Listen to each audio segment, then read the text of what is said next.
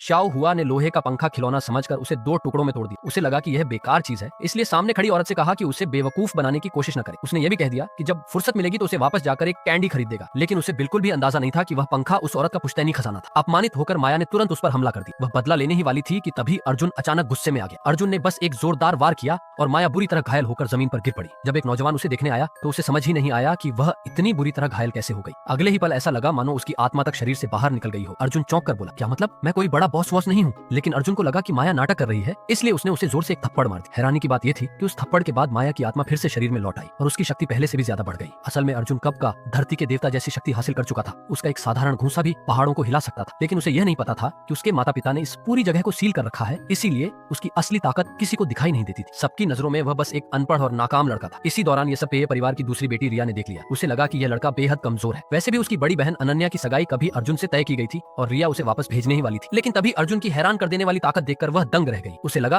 कि पेय परिवार को तो जैसे अनमोल खजाना मिल गया हो। उधर इस सबसे अनजान बड़ी बहन अनन्या वहां पहुंची। वह सगाई तोड़ने आई थी, जो भविष्य में पेय परिवार की मुखिया बनने वाली थी। पहाड़ों में पले बढ़े अर्जुन को बिल्कुल पसंद नहीं करती थी। जैसे ही उसने अर्जुन को जाते देखा, रिया ने तुरंत अपनी बहन से कहा, दीदी यह लड़का इंसानों की दुनिया के असली ड्रैगन से भी 10,000 गुना बेहतर है। अनन्या ने हल्की मुस्कान के साथ कहा, अगर तुम्हें ये इतना पसंद है तो तुम ही इससे शादी क्यों नहीं कर लेती? रिया चौंक गई। क्या सच में? सबको लगा वह मजाक कर रही है, लेकिन रिया ने तुरंत शादी के लिए हाँ कर दी। ये सुनकर अनन्या ने उसे समझाया, अभी तुम्हारी सगाई उत्तर के राजकुमार आर्यवीर से तय है। अगर तुम इस गरीब लड़के से शादी करोगी तो बाद में उनका गुस्सा कौन झेलेगा? इसलिए फैसला सोच समझ कर लेना।